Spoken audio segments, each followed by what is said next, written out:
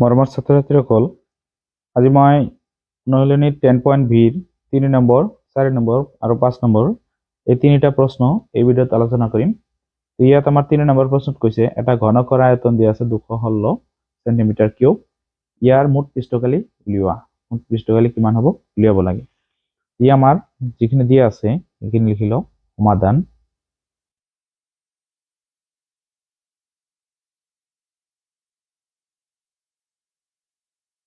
ইয়াত ঘনকৰ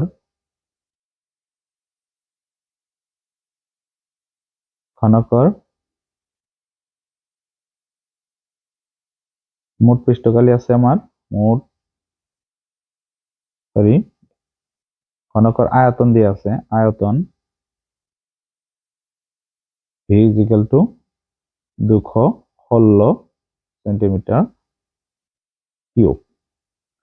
তো ইয়াৰ মুঠ পৃষ্ঠকালি উলিয়াব লাগে। মুঠ পৃষ্ঠকালি = what? তো ইয়াত আমাৰ মুঠ পৃষ্ঠকালি উলিওৱাৰ আগতে আমাৰ কি উলিয়াব লাগে? ঘনকৰ বাহুৰ দিক। তো বাহুৰ দিক আমাৰ ইয়াতে নাই। বাহুৰ দিক আমাৰ কি আছিলে? ঘনকৰ বাহুৰ দিক আমি কি ধৰো? a বুলি ধৰো। বাহুৰ দিক a = what?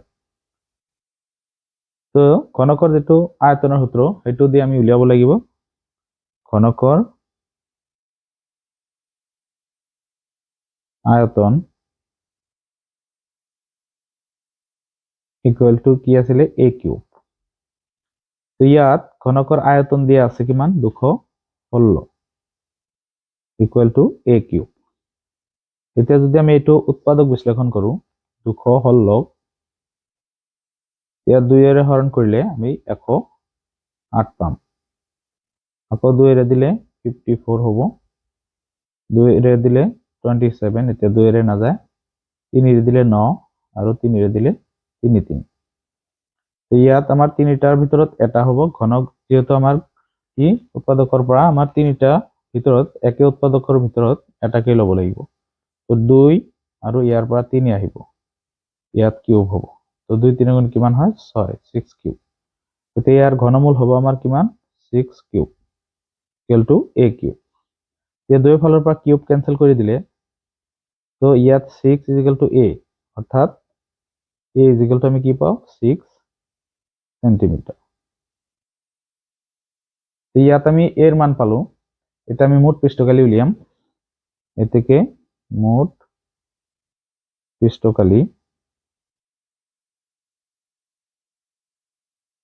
ঘনকৰ মোট পৃষ্ঠকালির সূত্র হল 6a²। তো 6 * এর মান হল 6 স্কয়ার। 6 * 6 ইয়াতে দুটা আছে। তো ইয়াত হবো আমার কি সেন্টিমিটার স্কয়ার। যেহেতু কালি এইতে এটা পূরণ করলে কিমান হয়? 6 6 66 36 * 6 এটা পূরণ করে দেব আমি। 6 6 গুণ 36 আর 6 হাতে 3, 6 3 গুণ 18 আর 3 221 সেন্টিমিটার স্কয়ার। এখানে হল ঘনকৰ মোট পৃষ্ঠকালি। তো 3 নম্বৰ প্ৰশ্নটোৰ আমাৰ সমাধান হৈ গল। এতিয়া আমি 4 নম্বৰ প্ৰশ্নটো সমাধান কৰিম। তো ইয়াত 4 নম্বৰ প্ৰশ্নটো দিয়া আছে যে এটা ঘনকৰ আয়তন 729 সেন্টিমিটাৰ কিউব, ইয়াৰ বাহুৰ দিক উলিয়া। তো আমাৰ ইয়াত সমাধান সলিউশন ইয়াত ঘনকৰ অৰ্থাৎ এটা ঘনকৰ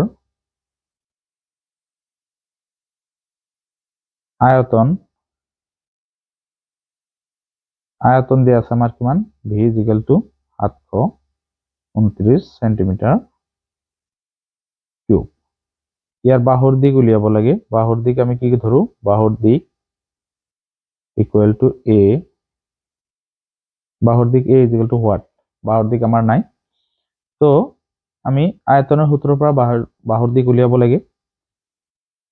আয়তন ঘনকৰ আয়তনের সূত্র কি আছিলে? v = a cube. তো ইয়াত আয়তন দিয়া আছে আমার 729 = a কিউব। ইয়াত যদি আমি 7 উৎপাদক কৰো,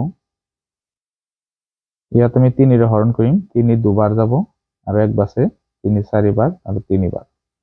আকৌ 3 দিলে 24 ভিতৰত 8 বাৰ, 1 বাৰ। 3 দিলে 27, আকৌ 3 দিলে 9, 3 দিলে 3। তো 3টাৰ ভিতৰত এটাকে ল'ব লাগিব। তো 3 এটা আৰু 3 এটা, গতিকে 9 কিউব হ'ব। 9 cube equal to a cube. or cube আৰু কিউব কেনসেল কৰিলো, a is equal to আমি কিমান পাও 9, or a is equal to 9 centimetre. এর মান আমি অর্থাৎ বাহুর দিক কিমান পালো, থেকে নির্ণয় বাহুর দিক is equal to a is equal to 9 centimetre. এইটো আছিল আমার 4 নম্বৰ প্ৰশ্নটোৰ সমাধান। এতিয়া আমি 5 নম্বৰ প্ৰশ্নটো সমাধান কৰিম। ইয়াত আমাৰ 5 নম্বৰ প্ৰশ্নটোত কৈছে যে এটা ঘনকৰ মুঠ পৃষ্ঠকালি 54 মিটাৰ স্কয়াৰ, ইয়াৰ আয়তন উলিয়া। তো সলিউশন, ইয়াত ঘনকৰ মুঠ পৃষ্ঠকালি দিয়ে আছে আমাৰ, মুঠ পৃষ্ঠকালি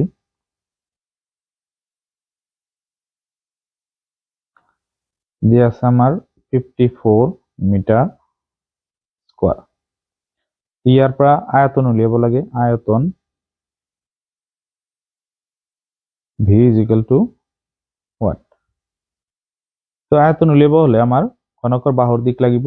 তো ইয়াত আমাৰ বাহুৰ দিক নাই, বাহুৰ দিক উলিয়াব লাগে, অৰ্থাৎ বাহুৰ দিক আমি a বুলি ধৰো, এৰ মান উলিয়াব লাগিব।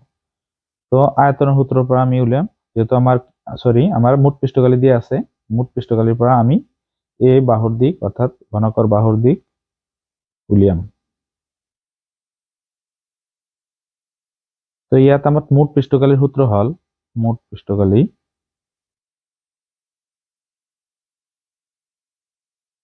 ইকুয়াল টু আমার দিয়ে আছে 54